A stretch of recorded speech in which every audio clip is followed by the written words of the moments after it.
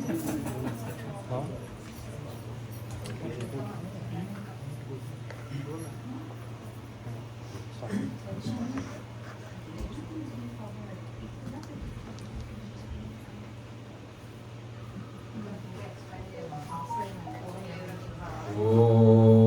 Namo Bhagavate Vasudevaya.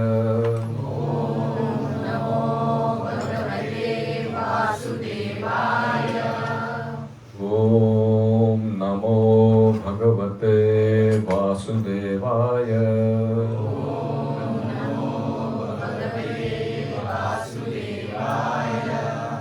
Om Namo Bhagavate Vasudevaya.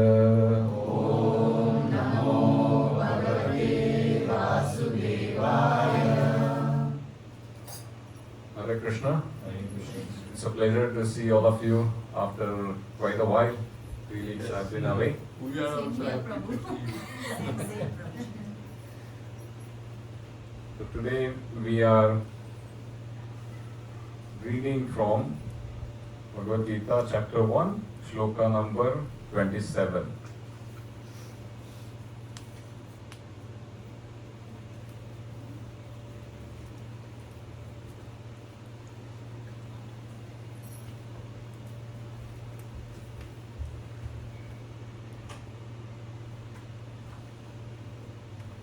Tan samikshya sakaunteya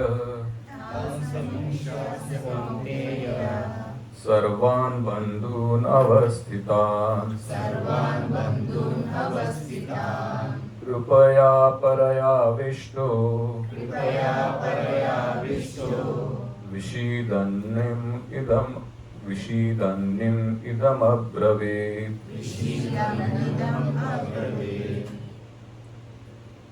Tan samiksha sakaunteya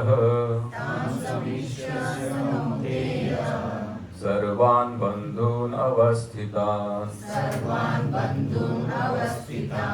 krupaya paraya vishto vishidan idam abravit.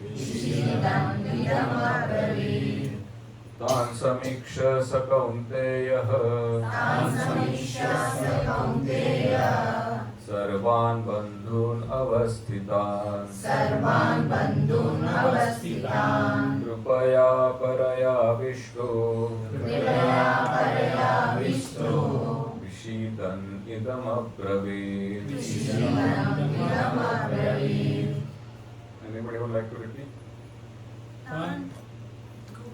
Tan samiksha sa kaunteya Tan samiksha sakaunteya sarva bandhan avasthitan sarvan bandhun avasthitan kripaya paravavistu krupaya paraya vishto visidan idam abravit. vishidan idam abravit. Tan samiksha sakaunteya Tan samiksha sakaunteya sarvan bandhun avasthitan sarvan bandhun avasthitan kripaya paraya vishto kripaya paraya vishto visidan idam abravit. vishidan idam abravit.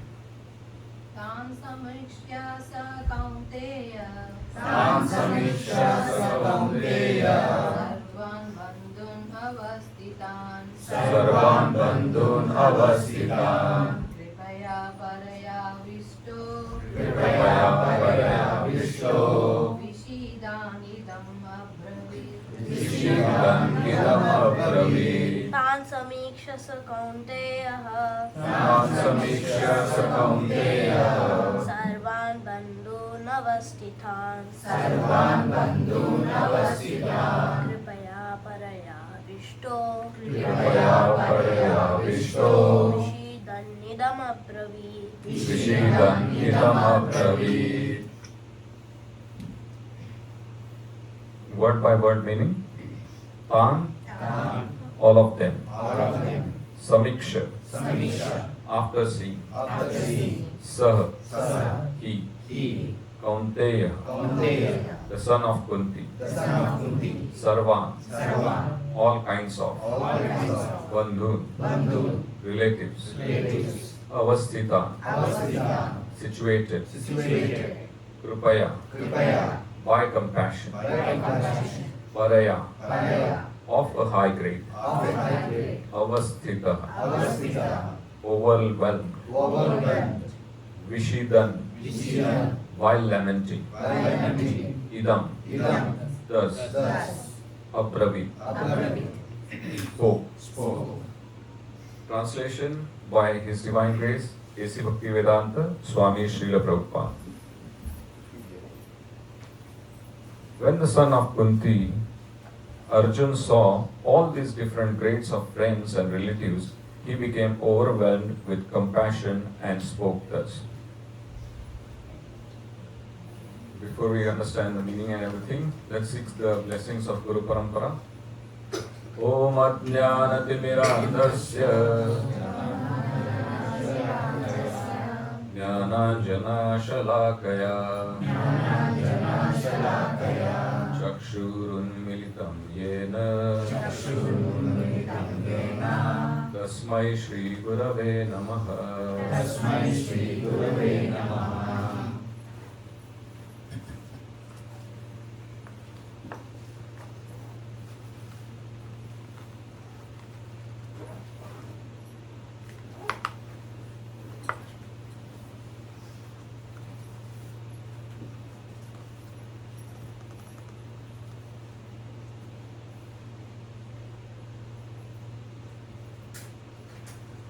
Just give a moment.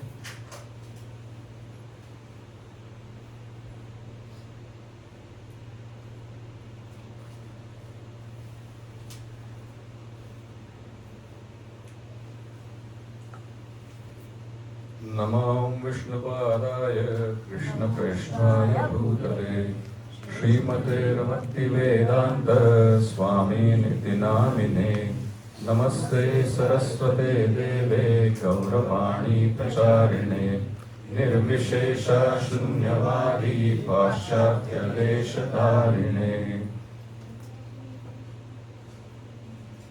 Jai Shri Krishna Chaitanya Prabhu Nityananda Shri Advaita Gadadhara Shivasadi Gaura Bhakta Vrinda. Shri Krishna Chaitanya Nityananda Shri Advaita Gadadhara Shivasadi Gaura Bhakta Vrinda. Hare Krishna, Hare Krishna, Krishna Krishna, Hare Hare, Hare Rama, Rama Rama, Hare Hare. Sorry, the sequence is a little bit.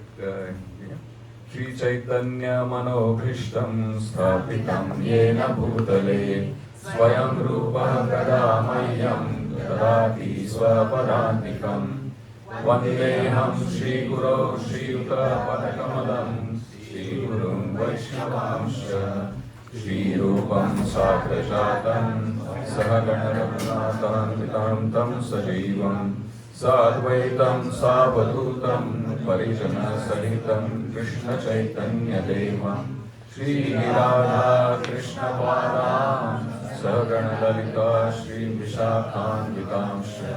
He Krishna Karuna Sindhu Deenabandhu Jagatpate Gopesha Gopika Kanta Radha Kanta Namostute Tapta Kanchana Gaurangi Radhe Vrindavaneshwari Vrishabhanusute Devi Pranamami Hari Priye Vancha Kalpatarubhyasya Kripa Sindhubhya eva cha Patitanam Pavanebhyo Vaishnavebhyo Namo Namaha. Jai Shri Krishna Chaitanya Prabhu Nityananda Shri Advaita Gadadhara Shivasadi Gaura Bhakta Vrinda. Hare Krishna, Krishna Krishna, Hare Hare, Hare Rama, Rama Rama, Hare Hare.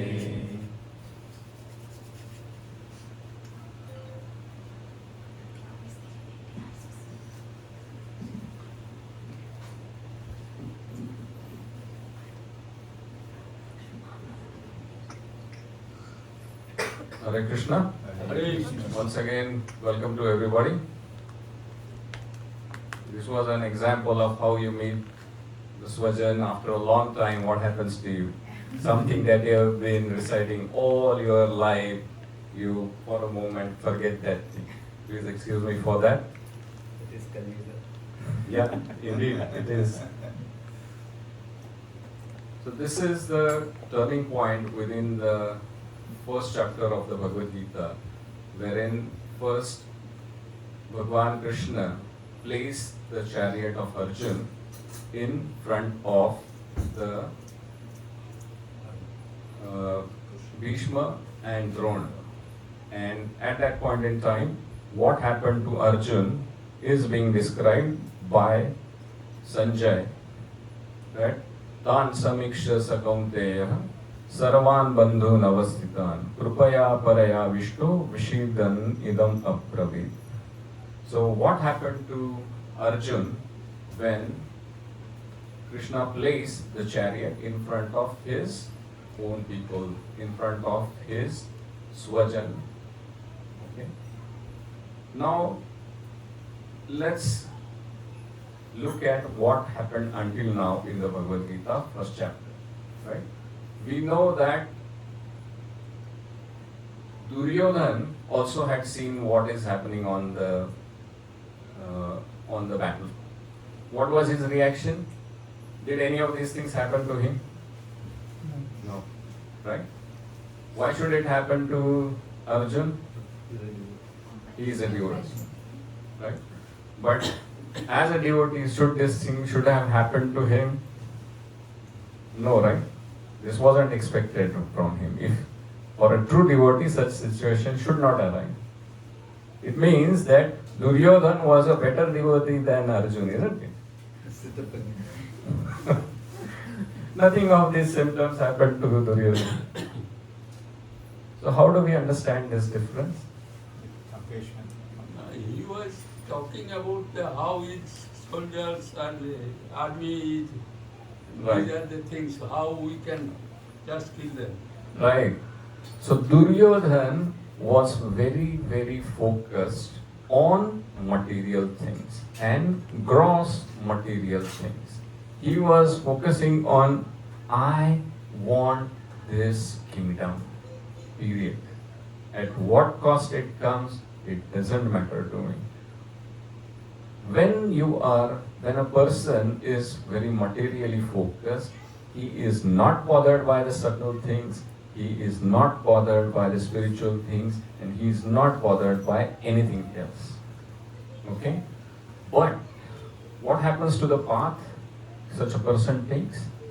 The path taken by such a person, though may be straightforward, it leads to destruction. It leads to vinash. Not just of him, it leads to the destruction of all of them who are accompanying him. Right? Now, let's look at what was the focus of Arjun. Arjun was focusing still on material things only. Right? But within the material things, he was focusing on subtle aspects of materiality, which is love, compassion, and such things.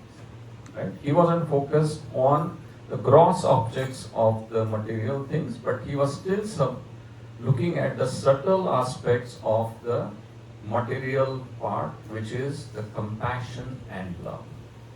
Right? And his grandsire Bhishma and his Guru Drona, they were the personification of love and respect and all sort of compassion and all sorts of positive feelings for Arjun. That is the reason the moment he came in front of them, he was overwhelmed with compassion. Now, is compassion a bad thing or a good thing? Good thing, right? So then, why did Krishna not want Arjun to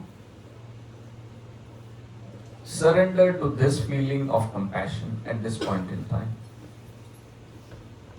Because this is very clear. He wants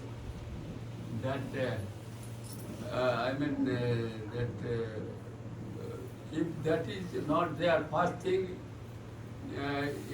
Krishna wants to hit him, because before that he was a Shanti Dut, peace. Everything Precisely. was done. It is not that it is just come for the fighting. Precisely. So Arjun should understand that also. It is not that done anything. If he has some compassion, and okay, but here also Krishna is right. What he has told that at this time you are talking something which is Not appropriate for that purpose.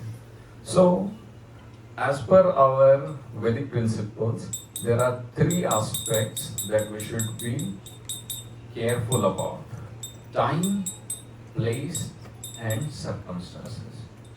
Right? What activity we do, it must depend upon these three factors: time, place, and circumstances.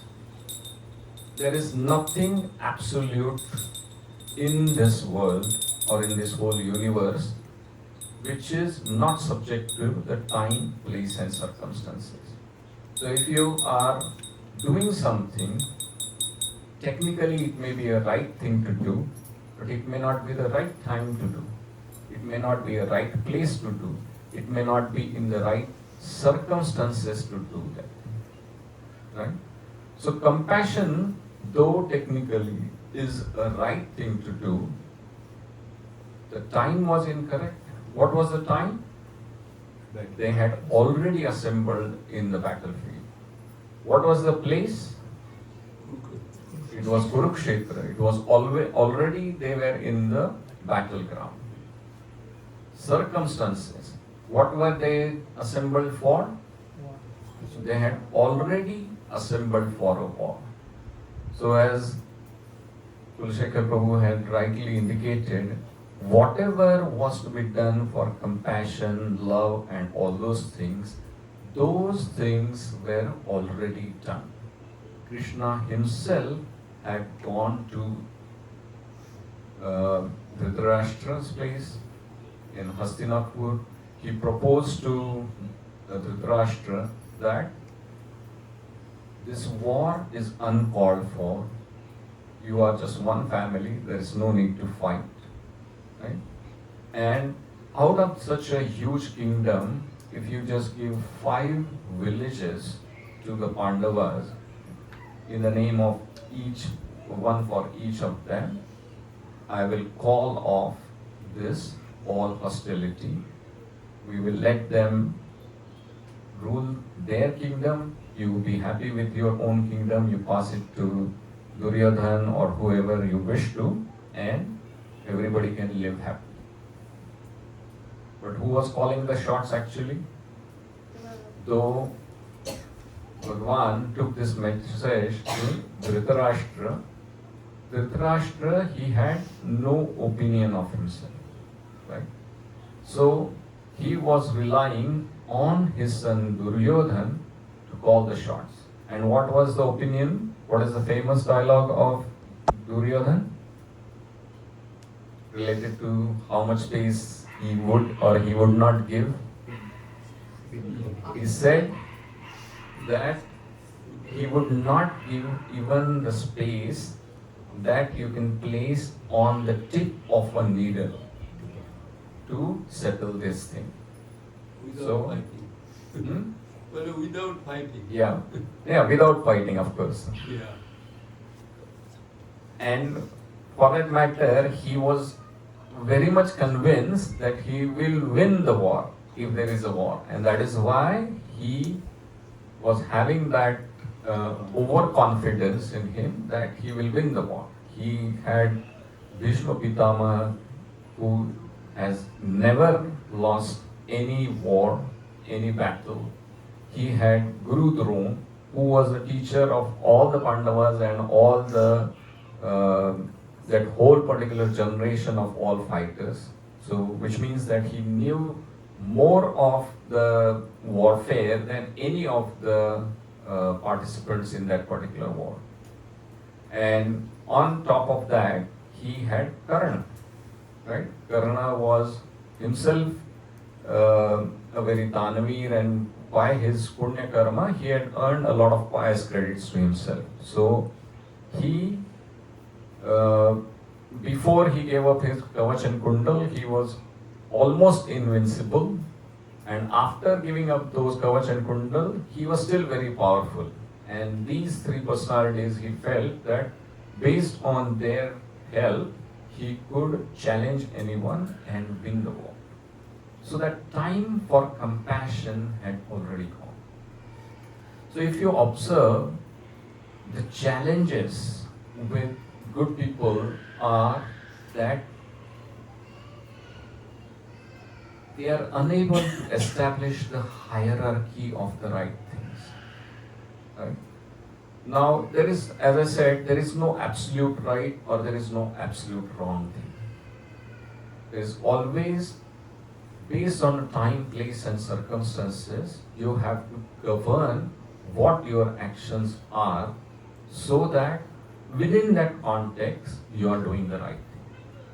For this matter, there is a very, very interesting story in our Puranas. Once there was a Brahman. He had taken a vow that he will never tell a lie in his life. Okay? And this, as a part of his vow, he was very proud of it, and obviously it is the right thing to do. Among the Panchashil that we are taught, this is one of the important qualities every person should have, which is to not tell a lie. And this Brahmana, he had taken it very, very seriously, saying that he will never tell a lie. However, by the will of a providence, it so happened that one day there was one person, he was trying to save his life from some dacoits who were following him. So this person, he had a lot of money on him, and he was carrying him that money through a forest. And while passing by, he was attacked by some dacoits. So this person, he was trying to save his life and as well as his money, and on the way, he happened to cross into this village where this Brahman was living. Now, when he came across over there, those dacoits, they were a little far off and they could not see him. And taking that opportunity, he entered into the hermitage of this particular Brahman, this Rishi, who had taken this vow of telling the truth all the time.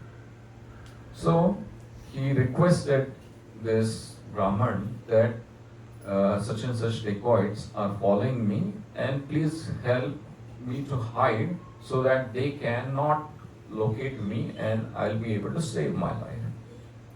So the Brahman, he felt compassion on this person and allowed him to hide in his, like in all the old houses, they would generally have a basement where they could hide, and they were so camouflaged that nobody can even locate those places. So he was hiding over there. But it so happened that the dacoits, they were seeing each and every house in the village. So they went through a few houses and eventually came to the house of this particular Brahman who was who had given the shelter to this particular person. So they asked this Brahman that, have you seen such and such a person? Now, in all kinds of situations, what would be your reaction or my reaction, or for that matter, anybody's reaction?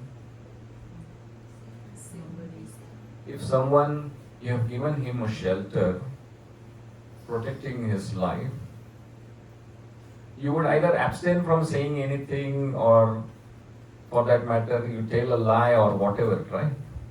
But this particular Brahmana, who had taken this vow to tell the truth all the time, he landed up telling the dacoits that, oh, such a person has come to my house and I have hidden him inside the basement. So just imagine, in the name of so-called right thing to do, he landed up giving the coordinates of this particular person who was hiding. So obviously the dacoits took him out, and they were already angry that something they could have done very easily had become a difficult job for them. They had to run behind this person, they had to find this person, then take all his money, and in that fit of anger, they killed him. Oh. So that karma of killing, who should it go to? Brahman. Brahman. Those dacoits, they were just an instrument in that killing, but the responsibility goes to the Brahman. And he was cursed that though he had lived in a very righteous life and he had taken a vow which is very good, ultimately that vow itself had landed him into doing a Brahmahatya. That another person was also a Brahmana, and he landed up having the pataka or the papa of a Brahmahatya. So we have to be very careful that in the hierarchy of our activities, dilemmas come always between right and right or wrong and wrong. So certain things are more right, certain things are even more right to do. Certain things may be bad, but there could be other things which may be worse to do. So we have the reason we need to understand Bhagavad Gita and understand it with our heart and soul is that such situations do come in our life, wherein we have to choose between the right and more right, bad and the worst. When it is the choice between good and bad, the choice is very, very obvious. If we stick true to our sanskaras, which our parents have given, which the society has given to us, and all those things, this will come very naturally to us. As long as we are in a disposition, unlike Duryodhana, who was hell-bent on doing whatever is needed for his own sense gratification, most other people can differentiate between what is the right thing to do and what is wrong to do. So such situations test us when we have to take a call between which is what is right to do and what is more right to do, or what is bad to do and what is worse to do. So all the time we have to look at what are the consequences of our action, right? And accordingly we have to look at what activities or what actions we must do. Sometimes, like the example of what I gave of this Brahmana, even the right thing can lead to drastic consequences leading to Brahmahatya or worse things. Okay? Now, does this mean that we should not treat everyone as our swajan? Because we observe that that is the weakest link, right? The moment we see our own people or someone we love, that is when our heart melts. So let's cut the root itself. We don't treat anybody as ours, right? Very simple. This is the root of the evil. You feel the compassion. Don't treat anyone as your own. Is that the right solution? No, that isn't. In fact, our Sanskriti, it teaches us that ayam vetti paro vetti chetanala ayam nijah paro vetti gananalagu chetasam udara charitanam tu vasudhaiva kutumbakam. So this is a part of the Maha Upanishad. This is one of the shloka in the Maha Upanishad, and it finds place in the Niti Shastra by Bhartuhari as well. And in the modern context, this is part of several Subhashits as well, one of the most often quoted Subhashit.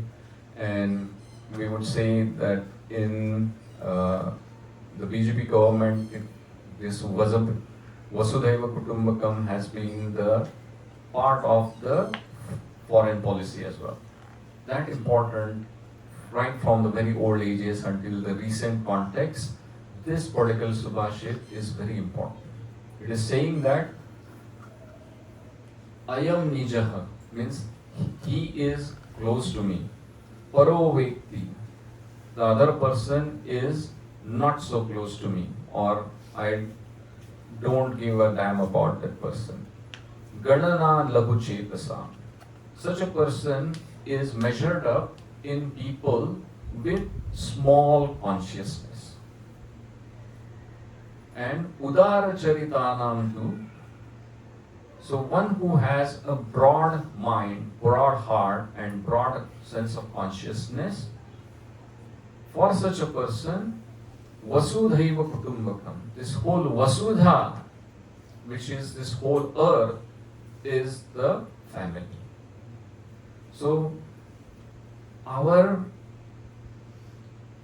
culture, our all scriptures, they teach us not just our direct blood relatives, everyone who is residing on this planet, to be our own beloved people or animals or whatever. And that is how our culture has been so progressive and so humane that all the animals, insects and everyone, they are worshipped, they are loved and they are served in our community, in our culture.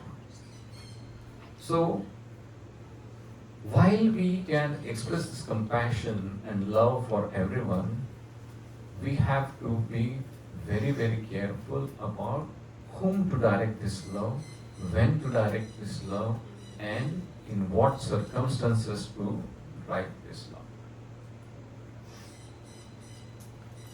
Now, compassion is the very foundation of our society, and for that matter, any society. No society can flourish without compassion. What happens when compassion is not there? We have seen in several circumstances, right? There have been like very ghastly wars, there have been people have taken advantage of the situation just to meet their personal greed or whatever. Right? There have been several examples of this kind of stuff. How many of us remember the great famine of Bengal? Are you aware? 76. I don't recollect the time frame exactly, but 1976. 1976 is it? No, Prabhuji. I'm talking about before the independence of India. I'm forgetting the time frame. Winston Churchill was Prime Minister. Yeah. So it must be 1940s, something like that. Yeah, maybe. Yeah. So it is said that there was a famine in Bengal, so much so that not even a grass of blade was growing at that particular point in time. And it is said that there was so much of collection of food grains and everything available within Bengal because it was a very, very rich and very, very alluvial soil wherein a lot of grains had accumulated and kept for such kinds of purposes. But the British government at that point in time directed all the resources to be taken to war-torn England and the European nations, all the allies and everything. And those people in Bengal, they were literally left to die. Right? while we call ourselves civilized, due to greed and misdirected. So on one side, we can say that the British government did this compassionate act for their own soldiers. They directed all the grain resources from Bengal and nearby places to feed their people, right? But on other side, they landed up killing several people in Bengal who died out of hunger. Just imagine small children, elderly people, young, and anyone and everyone. Nobody spared. So on one side, the famine itself is a act of God, right? We learnt about the three types of activities: Adhyatmic, Adibhautik, and Adidev, right? So within that, this famine itself is an Adidevic, which means that it's an act of God. But the real culprit was Adibhut, right? In the sense that someone else was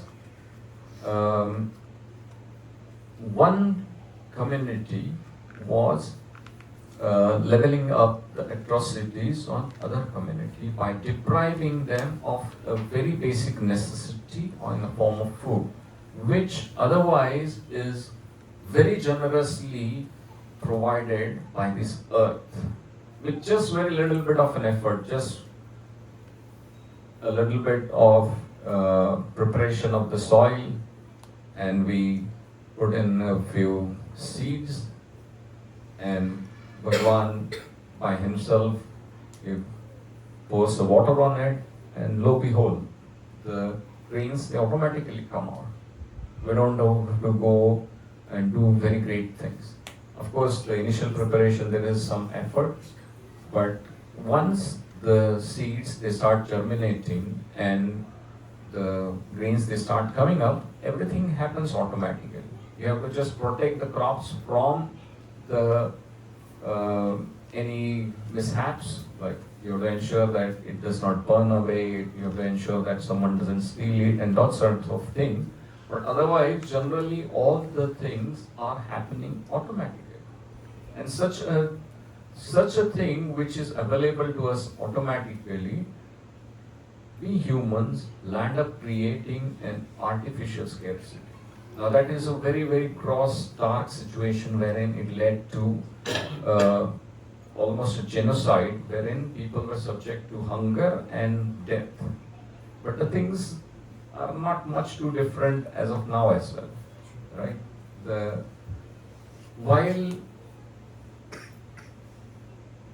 Bhagwan himself says in Bhagavad Gita that ye yatha mam prapadyante tam stataiva bhajamya, right? Which means that in a sort of a principle, it is accepted that whoever does whatever, the results would come to that person. Now some people, they may be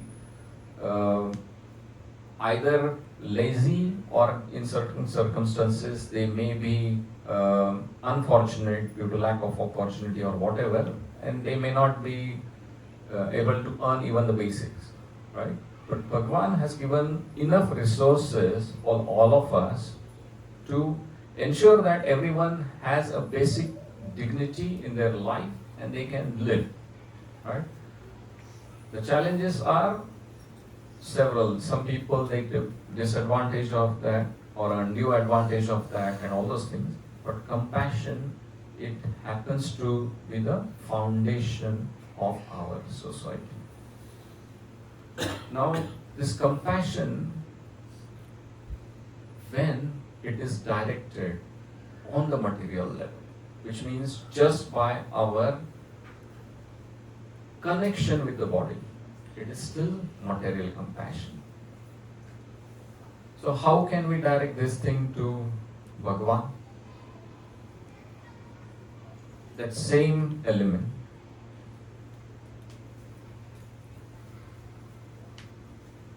So when we direct our compassion to bringing the people or everyone else in connection to Krishna, that compassion is spiritualized. Right? So much so, this is emphasized in our culture and in our Shastras, that in the 5th canto, 5th chapter of Bhagavatam, when Rishabdev is giving instructions to his sons about how they should be leading the life, he is telling them that the precise verse is Guru nasasyat swajano nasasyat Pita nasasyat janani nasasyat Daivam nasastasyan napatishcha sasyan Nachamocha yedya samupayatam mrutyam.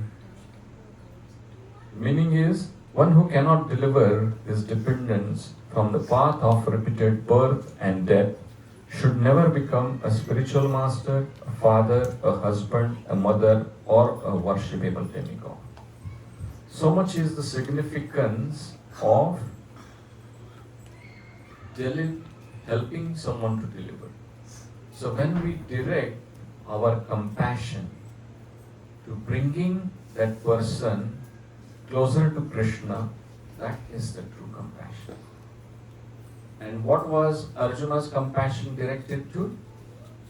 It was just directed towards the material bodily conception. He was just thinking that he is my guru, he is my grandsire, and all these are my brothers who have assembled on the battlefield. Now for a moment, let's look at what would have been the consequences if Arjun and the Pandavas had withdrawn from the battlefield. We know some symptoms we had already seen, right? Before the war happened. What would have happened? They would say Arjun is a Kapurus, coward. Yeah, Arjun would be a coward. That part, let's focus, remove the focus from Arjun. And what would have happened in Hastinapur? This is more of atrocities and Precisely. Eventually, Dhritarashtra would have handed over the throne to Duryodhan. Duryodhan would have run the empire in his own whimsical ways. Just imagine Draupadi, who was a Samrajni at that point in time. She wasn't safe in the Raj Sabha of Dhritarashtra. She was physically abused in front of so many people. How much more would have been the daring of Arjun to call on the atrocities, right?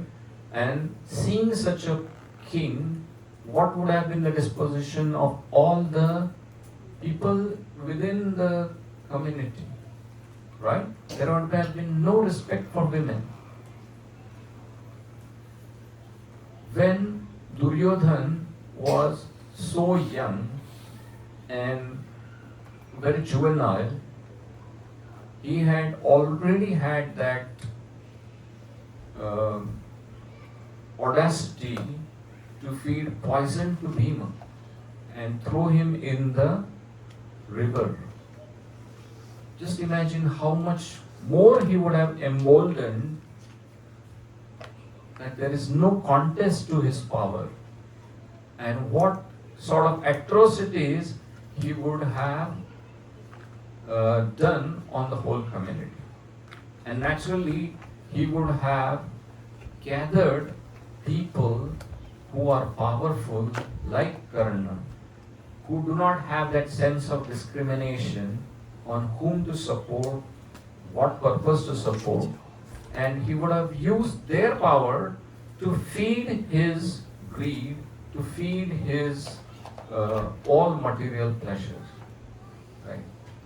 That is why it is very important to exercise our discretion in choosing to do the right thing. Though on the face of it, it may not appear compassionate, it may be the right thing to do. And our history is full of such kind of mistakes. Trust me, our history is so much full of such kind of mistakes. One of the very, very stark examples of a compassion in wrong place in very recent history. How many of you know Prithviraj Chauhan? Each one of us know. Muhammad Ghori, he had attacked his empire 17 times. And Muhammad Ghori, he would every time go back, come out strengthened, fight a war. The moment he sees that he is about to be destroyed, he would plead guilty, he would ask for forgiveness, and Prithviraj Chauhan, as a part of the principle, he would, whoever comes as a Sharanagat, you should be providing a pardon to them. That's what our literature teaches. That's what our culture teaches. But then what happened? 18th time, Muhammad Ghori, he came with much bigger army and defeated Prithviraj Chauhan. His wife, Sayogita, she was disrobed, molested publicly. Right? So, compassion, though it's a great quality, we must know what and where to apply that compassion. We must know the hierarchy of principles. We should be very cognizant of what are the consequences of our activities. And considering all these things, we should take our actions. Okay? And that's what Bhagavad Gita teaches us. What is the hierarchy of principles that we must follow? The highest principle is that we should bring someone closer to Krishna. Okay. So we will stop over here. If there are any questions, we can take for now. I wanted to add one. Yes, Prabhu. Add things I had. Because in Bhagavad Gita it tells very clearly that when they to kill the Dronacharya, Aswatthama Hato iti Gaja. Gaja Hato bole, it is, he requested Arjun. Then Arjun told, I cannot do this lie. And then he asked mainly the Yudhishthira, and Yudhishthira is the right person, Dharma. So ultimately, in certain circumstances, we have to tell lie. That is very clearly told in Bhagavad Gita. So it is depending on the situation. How you should. So Bhagavad Gita it gives terrible, understanding for our life. So we should always try to follow nearer to Krishna. Because though we study, I sometimes, this is my personal, even sometimes we little bit fighting with parents also in the life, which we should not do. True. But sometimes it happens. So, so how to avoid these things? So we have to be fully accustomed with Bhagavad Gita, this type of teachings, then people can understand. Right. Yes, Gopidaji, you had a question. Just now, the discussion you mentioned that Krishna had visited Kauravas and proposed as a Shantiputa and proposed for 5 villages to Pandava and they will settle. But the war was for Adharma, right? It was against Adharma. Then why even Krishna proposed all these things to Duryodhana? Because the war was not for the kingdom, right? The war was True. for Adharma. So why even said that? So there are two things. Krishna has been the greatest diplomat. Even in today's context, he is treated as the epitome of diplomacy, right? If Krishna had not done that step of trying to establish the so-called Shanti, he would have been treated like a warmonger, right? So there are two things. One is doing the things in a politically right way. So diplomacy is about doing the things in a politically right way. Even if Krishna knew very well that he is not going to listen, right? Krishna, he is a sarvagyata, right? He knows past, future, present, everything. So technically speaking, he knew that and even for that matter, you don't need to be a sarvagya to understand the personality of Duryodhana. Just by the nature, the moment he was happy with Duryodhana was happy by getting Narayani Sena instead of Narayan, Bhagavan had already read him, right? So he knew that ultimately he is focusing on the material aspect, so he would not come. But had Krishna not done that effort of trying to establish peace before the war, he may have been treated like a warmonger, and Pandavas may also have been treated like technical adharmis. So there is one thing, doing the right thing, and at the same time establishing and ensuring that it is a politically correct thing to do. So just to set the right precedence, Krishna gave this opportunity to Duryodhana and Dhritarashtra to avert the war. Okay. Even Duryodhana, when he was the last fight with him, Yeah. he was not supposed to fight in the jungle, even below this Yeah. position. But Krishna told him to. Basically, but you see how intelligent also he has done. He told that him was done this because he already taken a vow that you wanted to kill his, I mean, To tear apart his thighs. So that's why he did. It is not. So basically, it is the wrong thing he made in such a way. So we have to learn Krishna's way is the right way, and that is every time. But this knowledge has not been only this ISKCON a little bit giving. Where is the place where you get this? Actually, there are, see, frankly speaking, there are a lot of organizations trying to spread this knowledge. But the sad part is there are no takers, right? Now, frankly speaking, there is such beautiful knowledge in our Shastras that it can be applied, that same knowledge can be applied to both material things as well as spiritual things. Unfortunately, our current time and circumstances, people are very focused towards the material things. So they feel that Bhagavad Gita is just spiritual knowledge, why to spend time and energy learning it?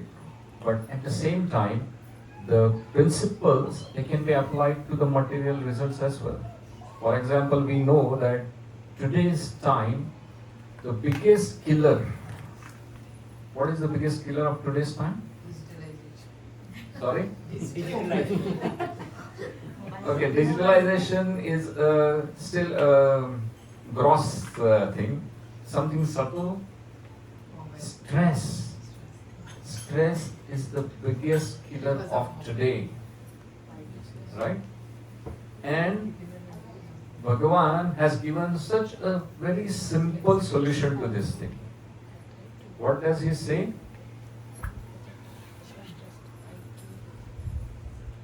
Famous shloka.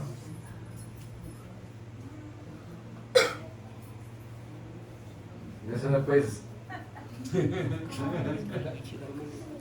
No. I'll give you one more clue. It is about regularity. Sleeping, eating, and others. Eating, sleeping. What is that shloka? You only can remember which one. युक्ताहार विहारस्य युक्तचेष्टस्य कर्मसु युक्तस्वप्नावबोधस्य योगो भवति दुःखः. Yuktahar, regulated eating. Yukta vihar, recreation, regulated recreation. Yuktahar viharasya yukta. You have to make balance. Yeah. That's it. Yuktahara viharasya yukta chestasya karmasu. Karmasu, so he is talking about work. Yukta swapna avabodh, he is talking about sleeping. Such a beautiful word used for sleeping. Swapna avabodh. And Yuktahara viharasya yukta chestasya karmasu yukta swapna avabodhasya yogo bhavati dukkha. So, when all these four aspects of eating, sleeping, recreation and work are balanced, we can get over all the material pangs of life. Such a beautiful, simple solution. And people talk of work-life balance and all those things. Even after so much of so-called material progress, we are focusing only on two aspects, work and life. Bhagavad Gita is teaching us four aspects, and still we don't want to take it. Such a pity on all of us.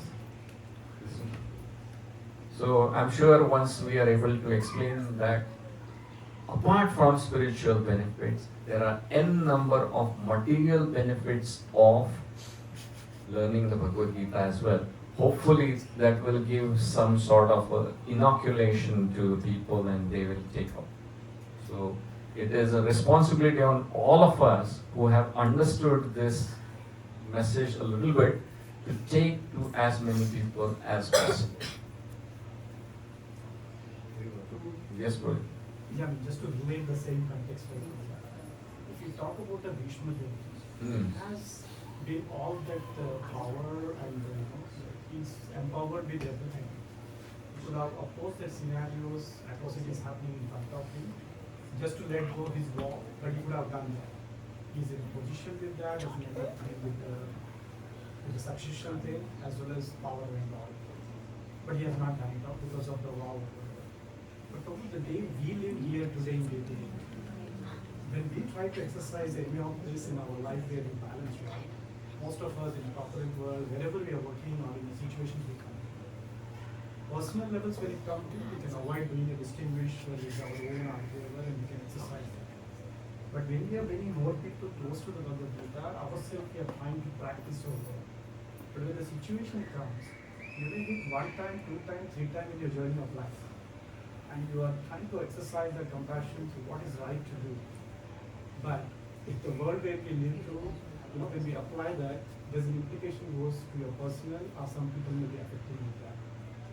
So now when we pray to Krishna or ask for that strength, it works sometimes and most of the time it doesn't work because the way we are living in the society today. But again, it's not we are only doing for our own benefit. We may be looking to our own children, society, whatever, so that they get the better of that and they can be a good Vaishnava people to serve the society back. But in the practical world, what happens is whenever we are standing, we know what we are doing is right, we are trying to exercise that. But the result of that, 50% of the time we turn into, another time it will be slow in response, by the time you give up, or some other consequences comes. So how do we What is the that? parameter of the success? Yeah. What is the criteria we are applying to define whether it is success or a failure? Your criteria is material, right? In a way, material means say you try to do something suitable for that population, society, whichever ratio. That is the success you try to look into, right? In a way that is helping everybody to live and do their work peacefully, helping most of the people around us. Certain disturbance factors comes into, you try to exercise what is the right thing to do at that time. But that may not be fitting into certain global organizations and everything like that. And when you stand across that, either the person's few of the people may get hit into or they will be sidelined, right? So this is the most of the situations we come to. But of course we don't give up and we try to exercise time. But in that process, it really affects multiple times, multiple people.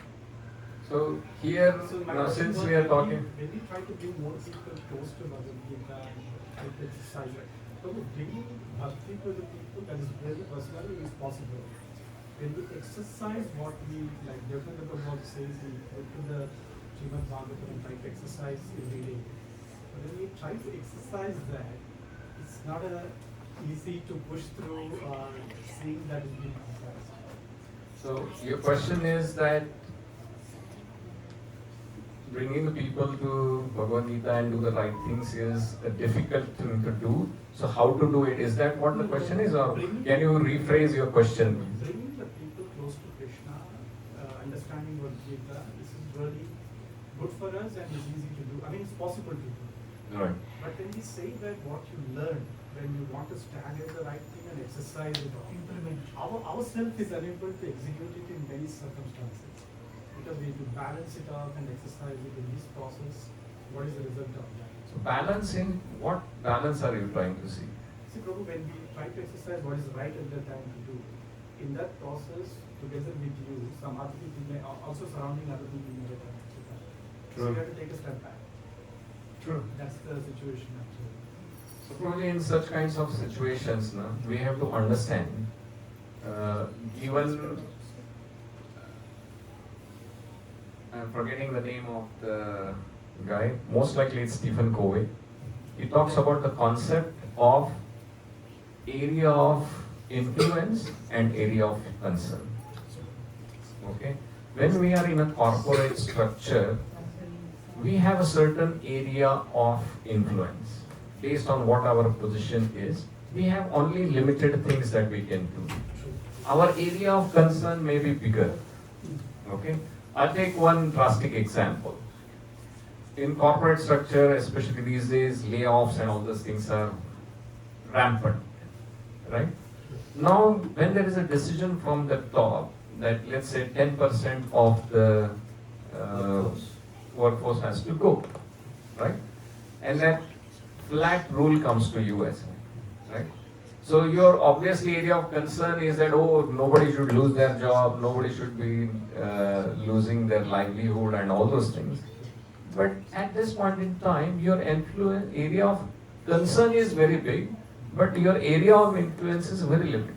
At best, what you can do is you can be just between your colleagues and you can exercise some discretionary powers to ensure that the good people are not affected, and someone whom you can let go, you let them go and all those things. There could be situations wherein there are certain good people, but just because certain times, like for example, there may be a directive that someone above 55 must go, right?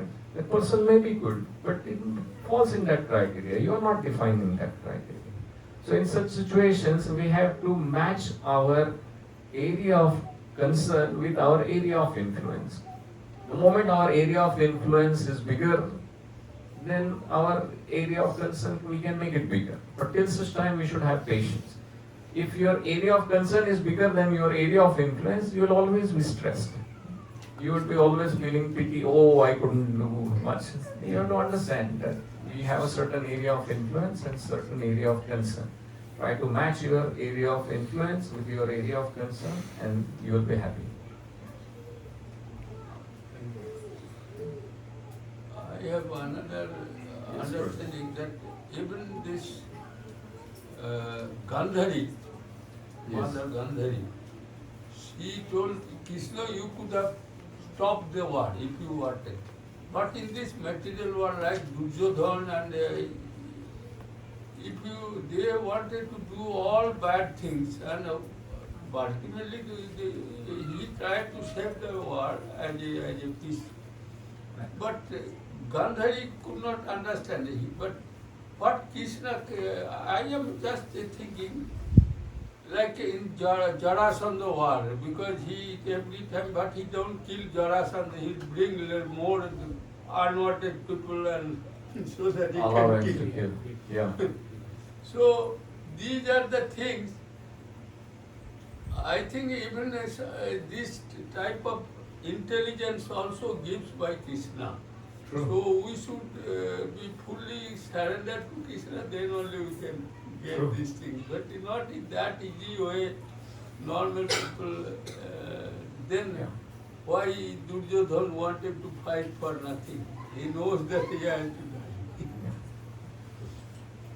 So the bottom line is doing dharma is a difficult thing to do. Yes, Mother. Actually, in first Bhagavad Gita, we learned about the war and everything, why Krishna was telling to Arjuna. Now my question is, Dhritarashtra, Sanjaya is telling to Dhritarashtra, Mhm. explaining about the war, whatever happening in the war. Yeah. Is Sanjaya is aware that they are going to lose this battle? No, Sanjay is not aware that they are going to lose battle. Krishna going to win Arjuna, and No. but he was seeing in Divya Drushti and he was explaining to Okay, Divya Drishti, we have to understand with the perspective, he was just Divya in the sense he was able to see something that is happening there in present and able to describe. He did not have that Divya Drishti in the sense that he can see the future of the world. only present. Only the he can present, explain. whatever he is He No, but seeing he there. told that wherever Krishna is there and No, but then that was also his gave conclusion. That was his conclusion after hearing out But he everything. gave his conclusion. Who Dhritarashtra Right. told, I am not telling you give conclusion. Correct. So like, but Dhritarashtra cannot sleep over so many nights because what will be going to happen, what will be going. But Sanjay going to explaining everything, right? So I thought like that he's aware everything. That's why he's explaining. No. Actually, So- Dhritarashtra himself could sense that where is a Krishna, there will be the wind. Yes. So it was there in his mind, but he was not able to accept it, and he was not able to explain it to his son also. Hmm. Also, he loves his son so much. So much, yeah. So much, he's In blinded. yeah, He's blinded, double blinded. yeah. A lot of times we know what the results are going to be. It's just that our heart does not accept. Right? So that's what happened to Dhritarashtra as well. He knew, I mean, in subconscious, he knew that what his son was doing wasn't the right thing to do. Right? But love had blinded him. So again, the same case of compassion or love applied to a wrong person in wrong place and wrong circumstances. That was But here also Dhritarashtra did one thing, by the pressure, he put Yudhishthira as the Yuvraj. He declared at the beginning. yeah. That No. one Uddhav came and he told that he just by pressure he did, but Krishna told whatever it may be, even in the pressure if he did the right thing, it is right. It is the right thing. So we have to follow the right thing, we should follow. So sometimes pressure is necessary to do the right things. Use this area of concern, area of influence everywhere. You can apply it. Sure. It is the formula of peace, trust me. A lot of times we feel so sorry, oh, there is so much war going on in the world and all those things. You cannot sleep. Yeah. That's your area of. But at the same time, we must endeavor to increase our area of influence. We must work towards it. Otherwise, the area of influence will always be very much dominated by people who are very materially minded. And that's what is the biggest trouble. Once Swami Vivekananda ji, he was asked about these things, that what is the reason for the crime and all the troubles of this world increasing. So he said that the harm done by inaction of good people is more than the harm done by the bad people doing the bad. And this is the thing that we must take to our heart. It's our responsibility to increase our area of influence. So if whatever you wish to, you have to work towards it. And Krishna will guide us from within to increase this area of influence. Okay? So, is it true, Prabhuji, that in nights Arjuna was sleeping and Krishna was like taking awake and he was protecting Arjuna? Right. Is it? It is a 100% fact. correct? And even he showed the verses going on, the Savataras and everything. Is it for only Arjuna or is it for whole universe he showed the Savataras? So there is a famous shloka which answers this thing, right? 4th chapter. Why does Krishna come? He tells the reason why he comes. Paritranaya sadhunam vinashaya cha dushkritam dharma samsthapanarthaya sambhavami yuge yuge. So he is not coming only for Arjun. Arjun is just the medium through which he is explaining. But he is coming here for paritranaya sadhuna. So he is coming here to deliver all the good people. Vinashaya cha dushkritam. He is coming to destroy all the miscreants. And to establish the dharma, he comes again and again. I think we'll stop here and go for the arati.